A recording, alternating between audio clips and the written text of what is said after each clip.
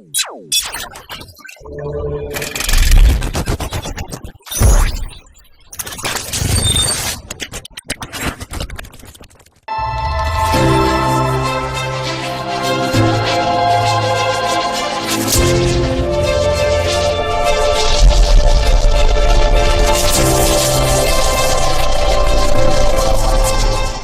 தொலைக்காட்சி நேயர்கள் அனைவருக்கும் அன்பு வணக்கம்.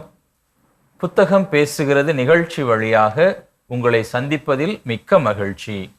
பல்வேறு மறைசாட்சிகள் தங்களது இரத்தத்தை விதையாக்கி நமது கிறிஸ்தவ மறையை இந்த மண்ணில் பரப்பி இருக்கிறார்கள். இது நமக்கு நன்றாக தெரியும்.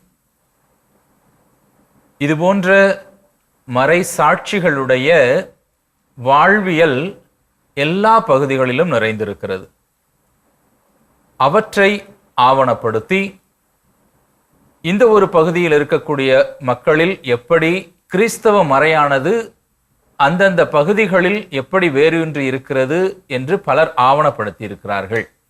அந்த வகையிலே இன்று நம்மோடு அரங்கத்தில் இணைந்திருப்பவர் கிறிஸ்தவ வரலாற்று பின்னணி ஆய்வு செய்து அவற்றை ஆவணப்படுத்தக்கூடிய பணிகளில் ஈடுபட்டிருக்கக்கூடிய திருமிகு கிறிஸ்டியன் கீலர் அவர்கள். ஆசிரியர் அவர்கள் திண்டுக்கல் மறை மாவட்டம் ரெண்டலைப்பாறை பங்கை சார்ந்தவராக இருக்கிறார். கிறிஸ்தவ இலக்கியத்தில் முனைவர் பட்டம் பெற்றவராக இருக்கிறார். திண்டுக்கல் புனித மரியன்னை மேல்நிலைப் பள்ளியில் ஏறக்குறைய 36 ஆண்டுகளாக முதுகலை தமிழாசிரியராக பணியாற்றி கொண்டிருக்கிறார். சிங்கப்பூர் அரசு மேல்நிலைப் பள்ளியில் 2 ஆண்டுகள் ஒப்பந்த தமிழாசிரியராக பணியாற்றிய அனுபவம் பெற்றவர். ஆசிரியருடைய சில கதைகள் சிங்கப்பூர் அரசு பாடத்திட்டத்திலேயே இணைக்கப்பட்டிருக்கிறது என்பது சிறப்புக்குரிய ஒன்றாக இருக்கிறது.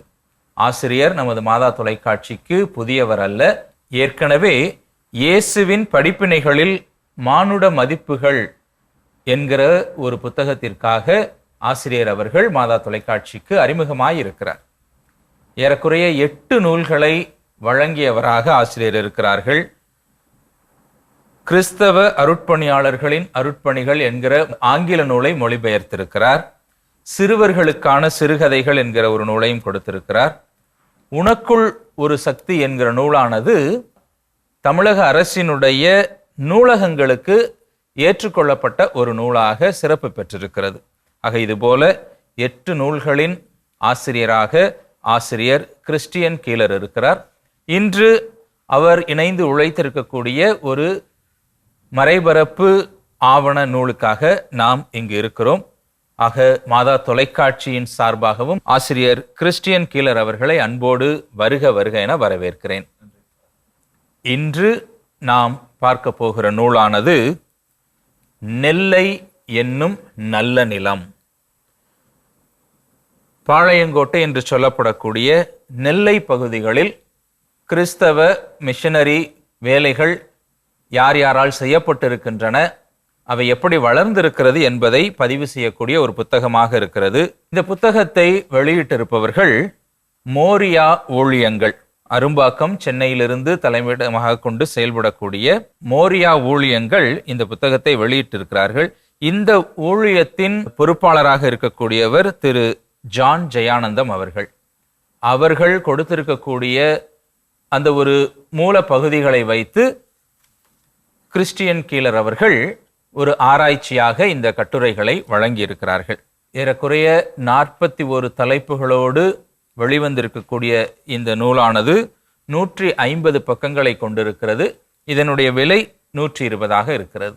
அன்பிற்குரியவர்களே, கத்தோலிக்க பின்னணியில் இருக்கின்ற நாம் மறைந்த திருத்தந்தை பிரான்சிஸ் அவர்களுடைய இந்த யூபிலி ஆண்டிற்கான அழைப்புகளில் ஒன்று கூட்டொருங்கியக்க திரு அவையாக செயல்பட. ஆக கத்தோலிக்கர்களாக மட்டுமல்லாமல் பிற சபையினர் பிற மதத்தினரையும் ஒன்றிணைந்து நாம் கரம் கோர்த்து செயல்படுவதற்கான அழைப்பை கொடுத்திருக்கிறார். அந்த வகையிலே இந்த நெல்லை எனும் நல்ல நிலமானது நேரடியாக கத்தோலிக்க மிஷனரிகளுடைய வேலைகளை பற்றி பேசுவது இல்லை.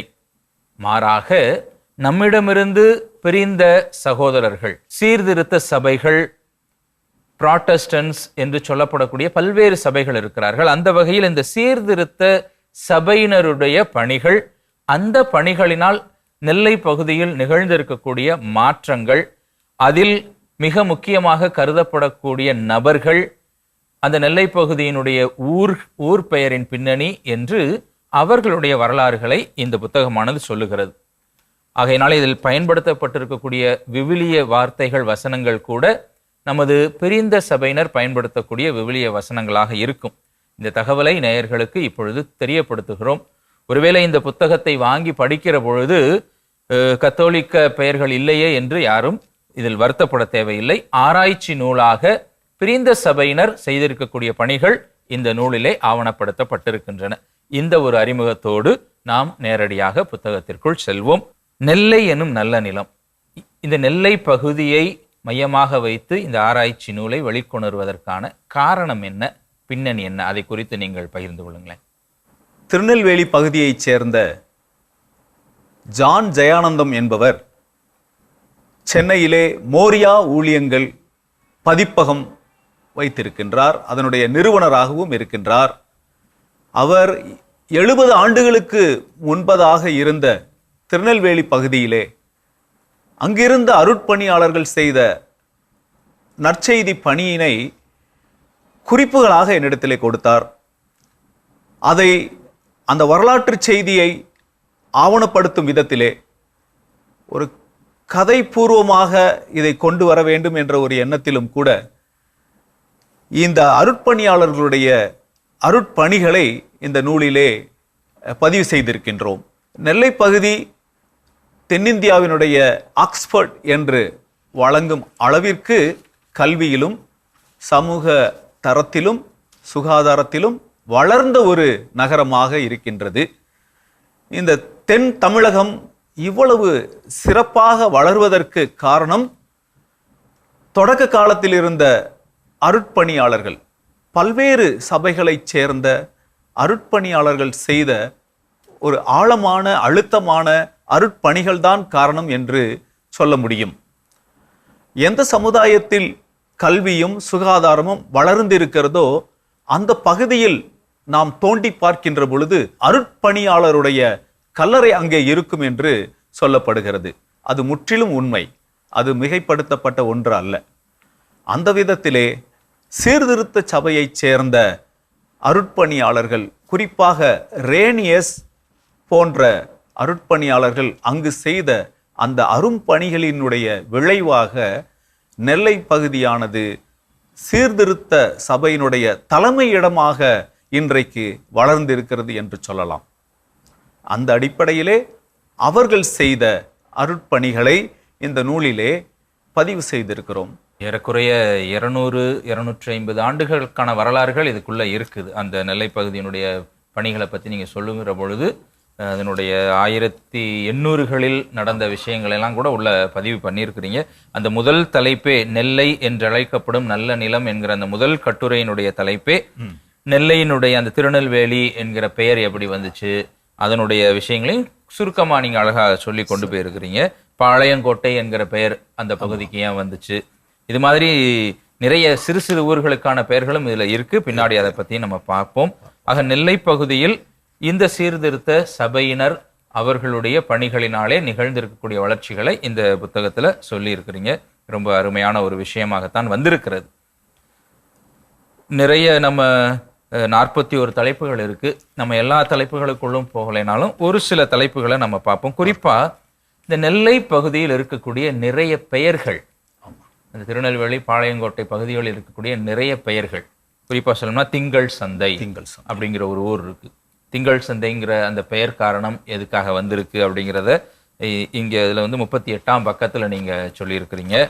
அதோடு சேர்ந்து நாயினூர் என்கிற ஊரு, அதற்கான பெயர் காரணம், நல்லூர் வளர்ந்த வரலாறு, இந்த ஊர்கள் பெற்றிருக்கக்கூடிய பெயர்கள், அதன் பின்னணியில நம்முடைய மிஷனரி அவர்களுடைய வேலைகள் என்னவாக இருக்குது, அதை பத்தி நீங்க கொஞ்சம் பகிர்ந்து கொள்ளலாமே. 150 ஆண்டுகளுக்கு முன்பதாக அங்கு இருந்த கிறிஸ்தவ மக்கள் ஞாயிற்றுக்கிழமைகளிலே ஆலயத்திற்கு சென்று வழிபாடு செய்வதற்கு இடையூறாக சில ஜமீன்தாரர்கள், அன்று இருந்த ஒரு ஆளும் வர்க்கத்தினர் வேண்டுமென்றே அந்த ஞாயிற்றுக்கிழமையை சந்தைக்காக பயன்படுத்தினார்கள். அதை அங்கிருந்த அருட்பணியாளர் ஹானிஸ் ஐயர் அவர்கள் போராடி மக்களை ஒருங்கிணைத்து அரசினுடைய ஆதரவோடு இறைவேண்டலும் செய்த அந்த காரணத்தினாலே இந்த ஞாயிற்றுக்கிழமை நடைபெற்று கொண்டிருந்த சந்தையானது திங்கட்கிழமை நடைபெறுவதற்காக அங்கு ஆவண செய்தார்கள். அது திங்கள் கிழமை அந்த சந்தை கூடியதனாலே அந்த இடத்திற்கு பெயர் திங்கள் சந்தை என்று ஆயினும். அரசின் அனுமதியோடு இந்த சந்தையினுடைய இடத்தையே அந்த நாளை மாற்றுவதற்கு அவர்கள் அரும்பணி ஆற்றி இருக்கிறார், ஒரு முயற்சி எடுத்திருக்கிறாங்க. அதே போலதான் இந்த நாயினூர் என்கிற அந்த ஒரு பெயர் காரணத்திற்கு பின்னணியிலும் நம்முடைய மறைப்பணியாளர்களுடைய உழைப்பு இருக்கிறது அப்படிங்கிறது அந்த 71ஆம் பக்கம் 71ஆம் பக்கத்துல 20வது தலைப்புல அதை சொல்லி இருக்கிறீங்க. ரிஷி ரிங்கல் ட்ராபே அவருடைய பணி. இதுல நம்ம நேயர்களுக்கு இன்னொரு விஷயத்தையும் நம்ம சொல்லணும். நாம இப்ப கத்தோலிக்க பின்னணியில குருக்களை வந்து அருட்பணியாளர்கள் அப்படின்னு சொல்றோம். ஆனால் இந்த சீர்திருத்த சபையினர் பாஸ்டர்ஸ், போதகர் என்பதையும் தாண்டி அவர்களை ஐயர் என்று தமிழில் அழைத்திருக்கிறார்கள். அவங்களை எல்லாரையுமே அது புத்தகம் முழுக்கவே இப்ப ரிங்கல்பே ஐயர், ரேனியஸ் ஐயர் அப்படின்ற அந்த ஐயர் என்கிற வார்த்தையை தான் அவங்க பயன்படுத்தியிருக்காங்க. அதையும் நீங்க இதுல சுட்டி காட்டி இருக்கிறீங்க. இந்த ரிங்கல்பே, இந்த நாயினூர் என்கிற பெயர் ஆக்சுவலா அது வந்து படுக்கப்பம் அப்படிங்கிற ஊர்ல இருந்து தான் தொடங்குது. ஆமா. அந்த கிராம மக்கள் தங்களுக்கு ஒரு அந்த கிராமத்திற்கான ஒரு பெயர் வைக்கணும்னு அந்த ஃபாதருடைய பெயரை தான் வைக்கலான்னு அவங்க முயற்சி எடுக்கிறாங்க.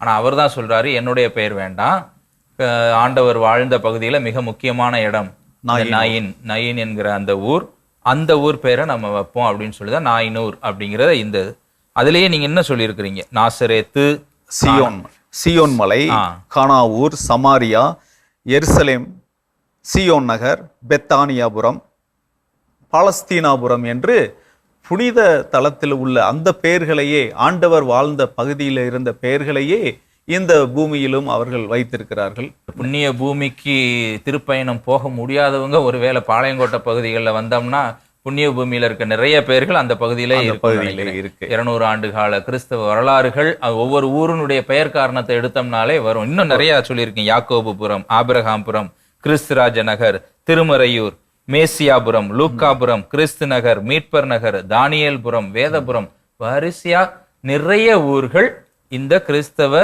மிஷனரிமார்கள் கொடுத்த பெயர்களாகவே இருக்கின்றன. அதை இந்த புத்தகத்துல ரொம்ப அழகாகவே பதிய வச்சிருக்கீங்க. அதே மாதிரி நல்லூர் வளர்ந்த வரலாறும் அதை பற்றி அந்த ஊர் பெயரை குறித்து பேசுகிறது. ரொம்ப அருமையாக சொல்லியிருக்கிறீங்க. கத்தோலிக்க திரு அவையிலும் கூட கொடைக்கானல் பகுதியிலே, குறிப்பாக செண்பகனூரிலே, அதற்கு அருகிலே உகார்த்தே நகர் தந்தை அருள் தந்தை உகார்த்தே அவர்களுடைய நினைவாக அந்த மக்கள் உகார்த்தே நகர் என்று பெயர் வைத்திருக்கிறார்கள். திரு இருதய கல்லூரியிலே அருட்பணி ஆற்றி கொண்டிருந்த உகார்த்தே தந்தை அவர்கள் அந்த மக்களுக்கு உதவியதனாலே அவர்கள் அருட்தந்தையினுடைய பெயரை அங்கு வைத்திருக்கிறார்கள், உகார்த்தே நகர் என்று. மதுரையிலுமே செங்கோல் நகர், ஞான ஒளிபுரத்தை சுற்றி நிறைய தெருக்கள் அன்று பணியாற்றிய குருக்களுடைய பெயர்களை கொண்டு இருக்கிறது. அதனால நம்முடைய மிஷனரி ஒர்க் என்பது மறுக்க முடியாத ஒரு விஷயமாயிருக்கு. ரொம்ப காலமா நம்மிடமிருந்து பிரிந்தவர்களை பிரிவினை சகோதரர்கள்னு தான் திருச்சபை சொல்லிக்கிட்டு இருந்தது. அப்புறம் ஒரு காலத்துக்கட்டத்துக்கு மேல அவர்களை பிரிவினைவாதிகள் நம்ம சொல்ல வேண்டாம், நம்மிடமிருந்து பிரிந்த சகோதரர்கள் அப்படின்னு சொல்லுவோம். ஸோ இந்த குழுக்களாக பல்வேறு தன்மையாக பிரிந்திருப்பது என்பது அதுவுமே திருச்சபையினுடைய வரலாற்றில் இணைந்த ஒன்றாகத்தான் இருக்கிறது. வளர்ச்சியாகத்தான் அதுவும் ஒரு வளர்ச்சிக்கான காரணம். அதுலயும் இங்கேயும் அந்த ஒரு விஷயத்தை பதிவு பண்ணியிருக்கிறீங்க. இந்த 17வது தலைப்புல பிரிவினை ஆவி அப்படிங்கிற அந்த ஒரு தலைப்பின் கீழாக 60ஆம் பக்கத்துல இருக்கு. அந்த மிஷனரிமார்கள் மத்தியில எந்த வகையான பிரிவுகள் இருந்தது, அதை குறித்து கொஞ்சம் சொல்லலாமே. ஆண்டவர் திருமறையிலே யூதன் என்றும் இல்லை, கிரேக்கன் என்றும் இல்லை, ஆண் என்றும் இல்லை, பெண் என்றும் இல்லை என்று ஆண்டவர் அங்கே ஒரு அடிக்கோடிட்டு சொன்ன ஒரு காரியம், அவர்கள் அனைவரும் ஒன்றாய் இருப்பார்களாக என்பதுதான் திருமறையினுடைய விழுமியமாக மதிப்பீடாக இருக்கிறது. நாம் அனைவரும் ஆண்டவருக்குள் ஒருங்கிணைந்து செயல்பட வேண்டும். அதுதான் நற்செய்தி பணியினுடைய அடிநாதமாக இருக்க வேண்டும் என்பது ஆண்டவருடைய திருவுளம். ஆனால் தொடக்க காலத்திலே தென்பகுதியிலே ரேனிய சையர் ஒரு பிரிவை சேர்ந்தவராக, இன்னொரு சபையைச் சேர்ந்தவர்கள் ஆங்கிலிக்கன் சபை, மெத்தடிஸ்ட் சபை என்றெல்லாம் அங்கே சில பிரிவினைகள் இருந்தது. ஆனால் அவர்கள் அனைவரையுமே தென்னிந்திய திருச்சபை என்ற ஒரு வட்டத்திற்குள் அடக்கி அவர்களை ஒன்றிணைத்து தென்னிந்திய திருச்சபையினுடைய அருட்பணியாளர்களாகவே அவர்களை பார்த்திருக்கிறார்கள். ஆணென்றும் பெண்ணென்றும் கூட ஆண்டவர் வேறுபாடு பார்ப்பதில்லை. ஆண்டவர் முன்பதாக அனைவரும் சமம். அதுதான் கூட்டொருங்கியக்க திரு அவை. இன்றைக்கு அவர்களுடைய பணியும் நாம் பாராட்ட வேண்டிய ஒன்றாக இருக்கிறது. கண்டிப்பாக. அதுல அந்த 2 மிஷன் சொசைட்டி, இங்கிலாந்துல இருந்து வந்திருந்த 2 மிஷன் சொசைட்டிஸை பத்தி சொல்லியிருக்கிறீங்க. ஒன்று சிஎம்எஸ் என்று சொல்லப்படக்கூடிய சர்ச் மிஷன் சொசைட்டி என்கிற ஒரு சொசைட்டி, இன்னொன்று society for the propagation of the gospel, SPG. அவங்க முதல்ல society for propagation of Christian knowledge, CK அப்படின்னு வந்திருக்கிறாங்க. அப்புறம் எஸ்பிஜின்னு அதை மாத்தி இருக்கிறாங்க. இவர்கள் இந்த 2 பிரிவினர் தான் தொடக்கத்துல 2 வேறு மறைப்பணி குழுக்களாக அவங்க பணியாற்றி இருக்கிறார்கள். அவங்களுக்குள்ள சில பிரச்சனைகளும் வந்திருக்கு. நம்ம விவிலியத்தில் சொல்லப்படுகிறது போல அப்பல்லோ நட்டு வைத்தார், பவுல் நீர் பாய்ச்சினார், அது மாதிரியான விஷயங்கள் தொடக்க திருச்சபையிலிருந்து இந்த போட்டி, நீயா நானா என்கிற போட்டியும் இருந்திருக்கிறது. திருச்சபைக்குள்ளும் அது வளர்ச்சிக்கு ஒரு வகையில் காரணியாகத்தான் இருந்திருக்கிறது. விளைய செய்கிறவர் ஆண்டவர். கண்டிப்பாக எல்லாவற்றிலும் நமக்கு மூளைக்கல்லாக இருந்து இணைக்கக்கூடியவராக ஆண்டவர் இயேசுவின் பெயரினாலே நாம் இந்த பணிகளை செய்து கொண்டிருக்கிறோம். அதுதான் இப்ப நம்ம புரிஞ்சுக்கக்கூடிய விஷயம். குறிப்பா இந்தியா போன்ற பல்வேறுபட்ட சமயத்தினர் இருக்கிற பகுதியில் நம்ம கிறிஸ்தவம் பல்வேறுபட்ட நிலைகளிலே பல்வேறுபட்ட சபைகளினால் வளர்ந்திருக்கிறது. எல்லோரும் ஆனால் ஒரு விஷயத்தை செஞ்சிருக்கிறாங்க. முதலில் அடிப்படையில் கல்வி கொடுத்தல், அவர்களுடைய அடிப்படை தேவைகளுக்கான அந்த வாழ்வாதாரங்களை கொடுத்து, முக்கியமாக கல்வி கொடுத்து சுயமாக சிந்திக்க செய்திருக்கிறார்கள். சிந்தித்த பிறகு உனக்கு எது தேவை, ஆண்டவருக்குள் வாழ்வு வேணும் அப்படின்னா நீங்க வாங்க அப்படிங்கிற விஷயத்த இதை எல்லா இடத்துலையும் இதுல இருக்கக்கூடிய கட்டுரைகள் முழுவதுமே ஒரு பக்கம் கல்வி, இன்னொரு புறம் ஆண்டவரை பற்றிய நற்செய்தி அறிவிப்பு, இது 2மே பேலன்சிங்கா கொண்டு போயிருக்கிறத இதில் அழகாக பார்க்க முடிகிறது. ஆக பிரிவுகள் என்பது நம்மை பிரிக்கக்கூடியவை அல்ல, ஒரு தோட்டத்தின் பல்வேறு மலர்கள் அழகு சேர்ப்பது போல இருக்கிறது என்பதை நம்ம இந்த இடத்துல புரிஞ்சுக்க முடியுது. குறிப்பாக ஜெர்மனி தேசத்திலே இருக்கக்கூடிய ஹேலே பல்கலைக்கழகத்திலே அருட்பணியாளர்கள் படிக்கின்ற பொழுது அவர்களுக்கு குறிப்பாக சொல்வார்கள் சோப், சீப், சூப், சால்வேஷன் நிறைவாக வைக்கிறார்கள். அதற்கு முன்பதாக அவர்களுக்கு மக்களுக்கு அடிப்படை வசதிகளை, சுகாதார வசதிகளை நீங்கள் செய்து கொடுத்துவிட்டு பிறகு நீங்கள் நற்செய்தியை அவர்களுக்கு அறிவியுங்கள், அப்பொழுதுதான் நாம் உண்மையான இறையாட்சியை கொண்டு வர முடியும் என்ற ஒரு கருத்தினை ஹேலே பல்கலைக்கழகத்திலே அவர்களுக்கு வலியுறுத்தி இருக்கிறார்கள். அதை இங்கு இருக்கக்கூடிய திருநெல்வேலி பகுதியிலும் சரி, தமிழகத்திலும் சரி, நம்முடைய அருட்தந்தையர்கள் மக்களுக்கு தேவையான அடிப்படை வசதிகளை முதலில் செய்து கல்வியை கொடுத்து பிறகுதான் ஆண்டவருடைய இறையாட்சிக்கான காரியங்களை அவர்கள் வகுத்திருக்கிறார்கள். ரொம்ப ரொம்ப அருமையாக சொல்லியிருக்கிறீங்க ஐயா. இது ரொம்ப பாராட்டுதலுக்குரிய ஒரு விஷயமாகவும் இருக்கிறது. அதுபோல நிறைய மனமாற்றங்கள் ஒரு ஊர்ல முக்கியமாக ஒரு அடையாளப்படுத்தக்கூடிய ஒரு மனமாற்றத்தை பார்த்தால்தான் அதை பார்த்து இன்னும் நிறைய மனமாற்றங்கள் நிகழக்க வாய்ப்புகள் இருக்கிறது. நிச்சயமாக எந்த மிஷனரியும் மத மாற்றம் செய்வதற்காக இங்கு வரவில்லை.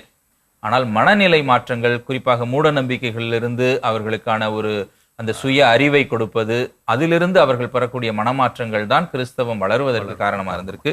இந்த 13வது தலைப்பாக 47வது பக்கத்திலே நெல்லை சுரண்டை சபையில் ஒரு தூண், ஊற்றுமலை வடிவேல் அவருடைய ஒரு கதையை சொல்லியிருக்கிறீங்க. அதை பற்றி இன்னும் அதோடு இணைந்த நிறைய பெயர்கள் வருகிறது. இதை பத்தி நீங்க நேயர்களோடு பகிர்ந்து கொள்ளலாமே. நெல்லை பகுதியிலே, குறிப்பாக சுரண்டையிலே ஒரு காலத்தில் ஊற்றுமலை வடிவேலு என்ற ஒரு மக்கள் விரோத ஒரு சக்தியை கொண்ட ஒரு மனிதர், எதிர்வினைவாதத்தை கொண்ட ஒரு மனிதர், ஆண்டவருக்கு நற்செய்தி பணி செய்கின்றவர்களை எல்லாம் துன்புறுத்தி கொண்டிருந்தான். எப்படி சவுல் அன்றைக்கு கிறிஸ்தவர்களை துன்புறுத்தி கொண்டிருந்தாரோ அதை போல இந்த ஊற்றுமலை வடிவேலுவும் ஒரு கொள்ளைக்காரராக ஆண்டவருடைய பிள்ளைகளை, அவருடைய அன்பு பணியை செய்கிறவர்களுக்கு இடையூறு செய்யக்கூடியவராக இருந்தார். ஆனால் அந்த ஊற்றுமலை வடிவேலுவே ஆண்டவருடைய அன்பை கண்டு மனமாற்றம் பெறுகிறார். ஆண்டவர் மதமாற்றத்தை வலியுறுத்தவில்லை, மனமாற்றத்தை தான் வலியுறுத்துகிறார். அவர் பாவியை வெறுப்பதில்லை, பாவத்தை மட்டும்தான் வெறுக்கிறார். இதை அங்கு வாழ்ந்த அந்த நெல்லையிலே ஒரு தூணாக இருந்த ஒரு வயதான மூதாட்டி இயேசுனுடைய அன்பை அவருக்கு எடுத்து சொல்லுகிறார். அந்த ஊற்றுமலை வடிவேலு ஒரு விபத்திலே சிக்கி மருத்துவமனையிலே இருக்கின்ற பொழுது இவள் அவருக்கு அந்த அன்பு பணியை செய்து அவருக்கு ஆறுதல் கொடுத்து உணவெல்லாம் கொடுக்கின்ற பொழுது அந்த கிறிஸ்துவனுடைய அன்பை இந்த வடிவேலு அங்கே புரிந்து கொண்டு பிறகு அவர் மனமாற்றம் அடைந்து சவுல் பவுலானதைப் போல இந்த ஊற்றுமலை வடிவேலுவும் கூட இந்த அன்பு பணியினாலே மனமாற்றம் அடைகிறார். இயேசு வலியுறுத்துவது அந்த அன்பின் நற்செய்தியைத்தான். அது மாதிரியான நிறைய மனமாற்றங்களை இந்த புத்தகத்துல பதிவு செய்திருக்கிறீங்க. உதாரணத்திற்கு 1853 வசித்த வைத்தியலிங்கம் என்கிற ஒரு செல்வந்தர், அவர் ஒரு மந்திரவாதி என்றே சொல்லலாம். மந்திர தந்திரங்கள்ல நிறைந்தவராக இருக்கிறார். ஆனால் அவர் ஒரு நோய்வாய்ப்பட்டு படுக்கிற பொழுது அவருடைய எந்த வைத்தியமோ மந்திரமோ அவருக்கு பலனளிக்கவில்லை. அப்பொழுது அங்கு அருட்பணி செய்யக்கூடிய ஷாப்டர் அவர்களுடைய பணியினாலே அவருடைய நோயும் குணமாகிறது, அவரும் ஒரு மனமாற்றத்தை அதன் பிறகு பெறுவதாக அந்த ஒரு வரலாறையும் சொல்லி இருக்கிறீர்கள். அதுபோல ஒரு சந்நியாசம் சென்றவர் நம்முடைய மறைப்பணியாளரோடு ஒரு நட்பு ஏற்பட்டு அதன் பிறகு அவருடைய பெயரை சாமுவேல் பிரியன், மலை சாமுவேல் என்று மாற்றியிருப்பதாக இந்த கிறிஸ்துவை கண்ட சாமியாரும் அவரது குடும்பம் என்கிற அந்த தலைப்புல ரொம்ப அழகா சொல்லி இருக்கிறீங்க. ஆக ஒவ்வொரு மனிதர்கள், ஒவ்வொரு பகுதிகளில் வாழக்கூடிய மனிதர்கள் எப்படி கிறிஸ்துவால் தொடப்பட்டிருக்கிறார்கள், கிறிஸ்துவின் அன்பினால் தொடப்பட்டிருக்கிறார்கள், அவர்களுக்குள் எப்படியான அந்த மனமாற்றம் நிகழ்ந்திருக்கிறது. சோ மாற்றங்கள், அதிசயங்கள் ஒருபுறம் இருக்க, மறைப்பணியாளர்களுடைய பணிகள் அவங்க துன்பத்தை அனுபவிக்காமல் இல்லை. போற பக்கமெல்லாம் அவர்களுக்கு எந்த மாதிரியான துன்பங்கள் வந்தது, அவர்கள் எப்படி முதலில் உதாசீனப்படுத்தப்பட்டிருக்கிறார்கள், அவர்கள் பட்ட வேதனைகள் என்ன, ஆனால் இந்த வேதனைகளிலும் அவர்கள் உறுதியோடு இருந்தார்கள். அதை ரொம்ப அழகா நீங்க சொல்லியிருக்கிறீங்க. அந்த உறுதியோடு இருந்ததற்கான ஒரு பலன் அறுவடையும் அவர்கள் பெற்றுகிறார்கள் அப்படிங்கிறதே ரொம்ப அருமையா அந்த ஒரு விஷயத்துல சொல்லியிருக்கிறீங்க. தந்தையே, அந்த காலத்தில் காலரா நோய் வந்தது அல்லது பாம்பு கடித்தது என்று சொன்னால் அவர்கள் மூட நம்பிக்கையிலே மந்திரங்களை மாயங்களை நம்பிக்கொண்டிருந்த காலத்திலே நம்முடைய குருக்கள், அருட்தந்தையர்கள், அருட்பணியாளர்கள் எல்லாம் அவர்கள் கொண்ட அந்த பற்றுறுதியின் காரணமாக ஆண்டவரிடத்திலே இறைவேண்டுதல் செய்து அவர்களுக்கு அங்கு முதலுதவியும் செய்து இறைவேண்டல் செய்து அவர்களை சுகமாக்கி இருக்கிறார்கள். அந்த சுகாதார பணிகளை அவர்களுக்கு கற்றுக் கொடுத்திருக்கிறார்கள். தமிழகத்திலேயே முதல் மருத்துவமனை நம்முடைய கத்தோலிக்க அருட்தந்தையர், குறிப்பாக ஹென்ரிகஸ் அவர்கள் தூத்துக்குடிக்கு அருகிலே அதை நிறுவி இருக்கிறார்கள். ஆக மக்களுக்கு தேவையான அந்த சுகாதார பணிகளையும் மருத்துவ பணிகளையும் முதலுதவிகளையும் செய்து இறைவேண்டல் செய்து அவர்களுக்கு அரும் செயல்களை, வல்ல செயல்களை அவர்கள் செய்ததினாலே அவர்கள் சாட்சியாக மற்றவர்களுக்கு ஒரு முன்மாதிரியாக இருந்ததினாலே அங்கு கிறிஸ்துவின் அன்பு வளர்ந்தது என்று சொல்லலாம். இன்னும் இந்த நூலை குறித்து அல்லது இந்த நம்முடைய பிரிந்த சபைகளுடைய மறைப்பணி குறித்து நீங்கள் இன்னும் வேற ஏதாவது பகிர்ந்து கொள்ள விரும்பினால் இப்பொழுது சொல்லலாம். ரிங்கிள் தௌபே ஐயர் அவர்கள் தென்பகுதியிலே, குறிப்பாக குமரி மாவட்டத்திலே, அன்று இருந்த நாஞ்சில் நாட்டு பகுதியிலே நம்முடைய அந்த சகோதரிகள் மேலாடை அணிவதற்கு கூட உரிமையற்ற ஒரு நிலைமையிலே தான் இருந்தார்கள். தோல்சிலை போராட்டத்தை ரிங்கிள் தௌபே அவர்கள் முன்னெடுத்தார்கள். பெண்களுடைய மானம் காக்கப்பட வேண்டும், அவருடைய கற்பு காப்பாற்றப்பட வேண்டும் என்ற ஒரு எண்ணத்திலே தோல்சிலை போராட்டத்தை முன்னெடுத்து பெண்களை ஒருங்கிணைத்து அவர்களை இயக்கமாக மாற்றி அன்று ஒரு சாத்வீக அமைதி புரட்சியை செய்ததனால பெண்கள் அங்கு ரவிக்கை அணியக்கூடிய உரிமையை பெற்றார்கள். அவர்கள் ரவிக்கை அணிய வேண்டும் என்றால் வரி கொடுக்க வேண்டும் என்ற ஒரு காலமெல்லாம் அன்று இருந்தது. இப்படியாக நம்முடைய அருட்பணியாளர்கள் மகளிருக்கான விடுதலை, சமூக விடுதலை, அறியாமையை நீக்குவதற்காக அறிவு புரட்சியாக பள்ளிகளை நிறுவுவது, கல்லூரிகளை நிறுவுவது என்று சொல்லி மருத்துவமனைகளை ஏற்படுத்துவது என்ற காரியங்களை எல்லாம் அன்றைக்கு அவர்கள் செய்ததினால்தான் இன்றைக்கு தமிழகம், குறிப்பாக தென்பகுதியானது சிறப்பாக வளர்ந்திருக்கிறது என்று சொல்லலாம். கண்டிப்பாக அன்பிற்குரிய ஐயா, கிறிஸ்தவம் என்ன செய்திருக்கிறது என்கிற கேள்விகள் புதிதாக பரவலாக ஒருபுறம் கேட்கப்பட்டாலும் கூட, தமிழகத்தில், இந்தியாவில், குறிப்பாக தமிழகத்தில் இந்த அளவிற்கான ஒரு அறிவு புரட்சி வளர்ந்திருக்கிறது என்றால் அதற்கு கிறிஸ்தவம் மிக மிக ஒரு காரணமாக இருக்கிறது என்பது மறுக்க முடியாத உண்மை. இதில் நாம் கத்தோலிக்க மிஷனரிகளா அல்லது பிற சபை மிஷனரிகளா என்கிற அந்த வாதத்தை விடுத்து, கிறிஸ்துவின் பெயரால் மறைப்பணி செய்த எல்லோருமே இங்கு அறிவை விதைத்திருக்கிறார்கள், அறிவோடு சேர்ந்த அன்பையும் விதைத்திருக்கிறார்கள். அன்பு பணியை அறிவு பிளஸ் மருத்துவம் இரண்டையும் கலந்து கொடுத்திருக்கிறார்கள் என்பதில் எந்த விதமான ஐயம் இல்லை. ஆக அந்த ஒரு நோக்கத்திலே பிரிந்த சபைகளுடைய பணிகளையும் மிக அருமையாக ஆவணப்படுத்தி, குறிப்பாக திருநெல்வேலி, பாளையங்கோட்டை என்று சொல்லப்படக்கூடிய அந்த நெல்லை பகுதிகளில் இந்த மறைபரப்பு எப்படி நிகழ்ந்திருக்கிறது என்பதை மிக அருமையாக, வாசிப்பதற்கு மிக மிக எளிமையாகவும், சிறு சிறு கட்டுரைகளாக, அது கதைகள் போல மிக புரிந்து கொள்ளக்கூடிய விஷயத்திலே ஒரு வரலாற்று ஆவணத்தை கொடுத்திருக்கிறீர்கள். ஆக இந்த அருமையான ஆவணத்தை உருவாக்கி வழங்கி இருக்கக்கூடிய உங்களுக்கு மீண்டும் ஒரு முறையாக மாதா தொலைக்காட்சியின் சார்பாக எங்களுடைய வாழ்த்துக்களையும் பாராட்டுதல்களையும் நன்றிகளையும் தெரியப்படுத்திக் கொள்கிறோம். வாழ்த்துக்கள் ஐயா. அனைத்தும் இறைவனின் அதிமிக மகிமைக்காக. அன்பு நேயர்களே, இன்னும் நம்மில் பல புதிய எழுத்தாளர்கள் ஏதோ ஒரு பகுதியில் எழுதி கொண்டுதான் இருக்கிறார்கள். அவர்கள் எல்லோரையும் உலகறிய செய்ய வேண்டும் என்பதே இந்த புத்தகம் பேசுகிறது நிகழ்ச்சியினுடைய மைய நோக்கமாக இருக்கிறது. ஆகவே உங்கள் பகுதிகளில் உங்களுக்கு தெரிந்தவர்கள் யாராவது நம்முடைய கத்தோலிக்கர்கள், சிறந்த எழுத்தாளர்கள் படைப்புகளை வைத்திருக்கிறார்கள் என்றால் எங்களை தொடர்பு கொள்ளுங்கள். நாங்களும் அவருடைய படைப்புகளை உலகறிய செய்ய காத்திருக்கிறோம். அன்பு நேயர்களே, மீண்டும் ஒரு புதிய புத்தகத்தோடு உங்களை சந்திக்கும் வரை உங்களிடமிருந்து விடைபெறுகிறோம். நன்றி, வணக்கம்.